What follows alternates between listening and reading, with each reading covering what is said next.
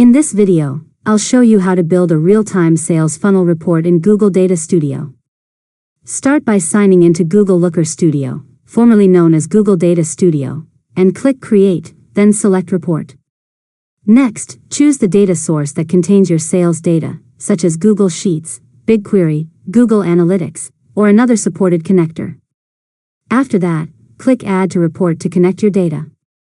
Now insert a scorecard to display key metrics such as total leads, qualified leads, opportunities, and completed sales. Next, click Add a chart and select a funnel chart if your connector supports it.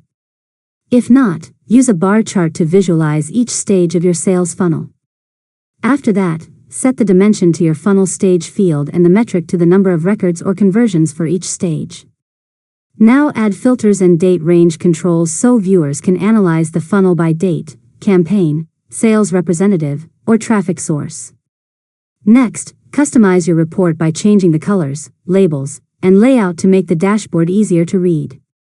After that, if your data source supports automatic updates, enable data freshness so your report always displays the latest available information. Finally, click View to test your report, then click Share to provide access to your team or stakeholders. And that's it. You've successfully learned how to build a real-time sales funnel report in Google Data Studio.